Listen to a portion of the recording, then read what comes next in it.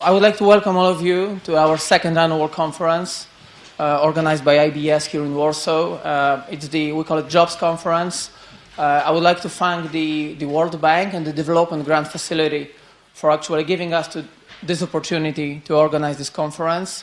It's the cooperation that we have with the Development Grant Facility in the US and the World Bank Jobs and Labor team, and also the other people who are in this network that allows us to do all this work.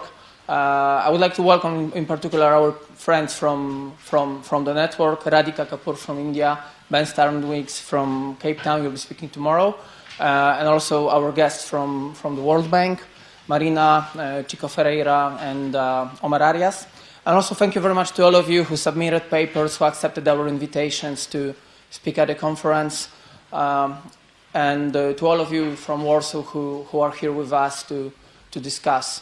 The main topic of this conference, like some of you were here last year, so last year we spoke mainly about labor market segmentation, about minimum wages, and about labor market institutions broadly. This year the focus is on technology, on skills, and on inequalities. And of course, we'll touch upon labor market institutions, we'll touch upon minimum wage tomorrow and various types of regulations. But the first day, as we meet here today, will be mainly devoted to the issue of technology. And let me just give you a short introduction to the topic with a couple of slides, so you get so I can introduce the idea we have behind constructing the conference in the following way.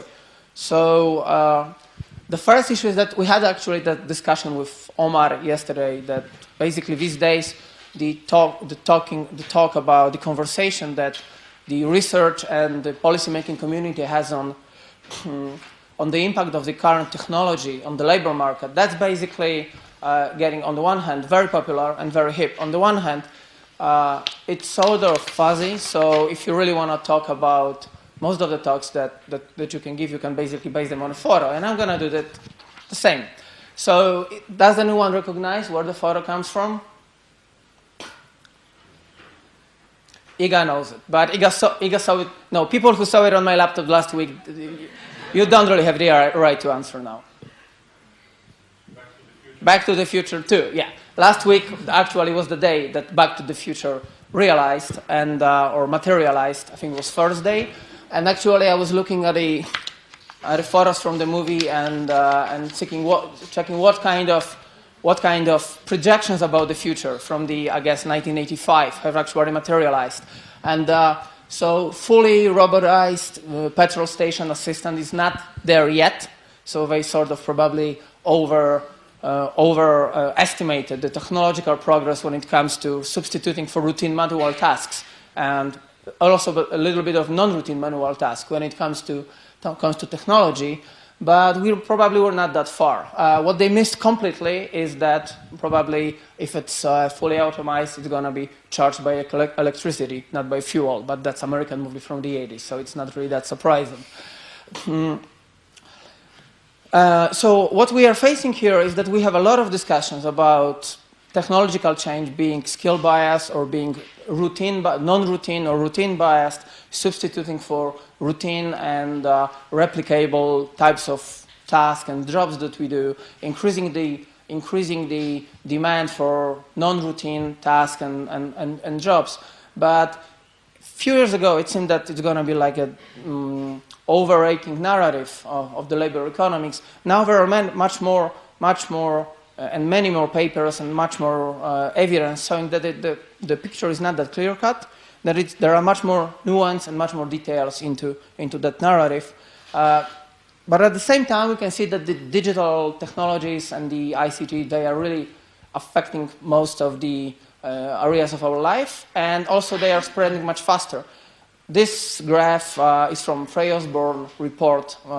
Frey Osborne are basically people who got famous when they estimated that about 70% of our jobs are to be replaced by robots sometime soon. And the graph also shows that we are actually have to expect that all the innovation right now, which is digital, spreads around much faster. That reaches the customers, reaches the society and citizens much faster. At the same time, it also creates this kind of pressure or inequality, because with the telephone or radio, naturally, or even with the TV, the access you could have with your particular product was limited. Whereas in digital, you can actually reach all the planet very fast. Like people who did Angry Birds, I met them in 2008 at one conference. There were like 7 people working in a company, and after 30 days of launching the product, they have 50 million users.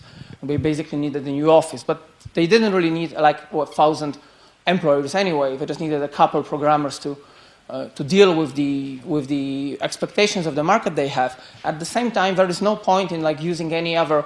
If you really want to throw birds on pig houses on your phone, you can basically use this one. So there is a tendency in the ICT dominated world into concentration of success in the hands of really the best.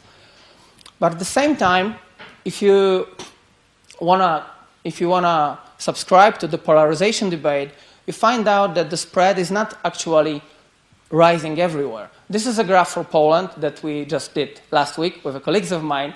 And for those of you who are familiar with the polarization and routine, non-routine literature, it sounds familiar because we try to, we show how the evolution of median wage growth, which is right axis, and the bars, interact with changes in the employment share by particular occupational groups. And so the traditional American narrative on the polarization suggests that we should see a rising share of first three groups, like highly skilled people, and rising share in employment of elementary occupations and low-skilled people, with disappearing middling occupations out here. At the same time, we should expect that the wages here will also decline and the wages here will rise. However, what we find is that in countries like Poland, and the graph is very similar for the other countries in the region, if you look at the wage growth, the median wage growth by occupational group, in the last 10 years, it was actually much higher among middling occupations and low-skilled occupations rather than the high occupations. At the same time, you could see that if the employment shares declined here, they were basically related with the declining employment shares were related to relatively high wage growth. At the same time, fastly rising employment share were related to relatively low employment growth. So this is more like a demand-supply interaction that we know from the 101 economics, rather than some huge change in the nature of how the labor market operates.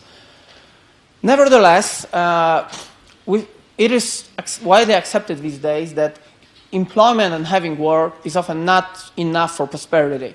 And this is the graph from the OECD Employment Outlook, the current one, from the chapter on minimum wages, and it shows that how many hours you have to work in particular OECD countries to avoid relative poverty in various types of households. And you can see that if we still subscribe to the idea that 40 hours a week is a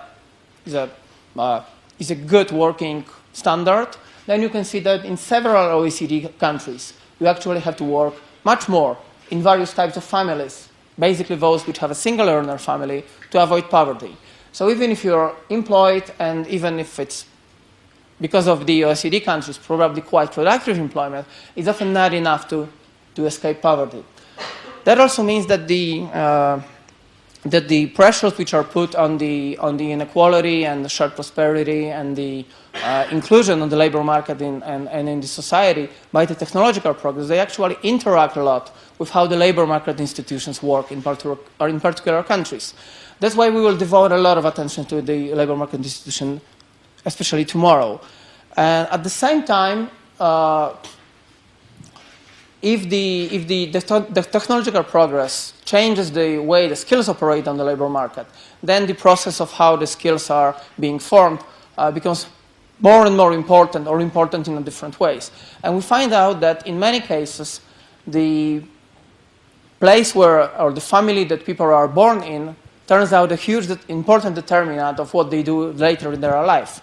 However, in Poland, this is the graph using the data from the survey that we conducted 2 years ago, if I remember correctly.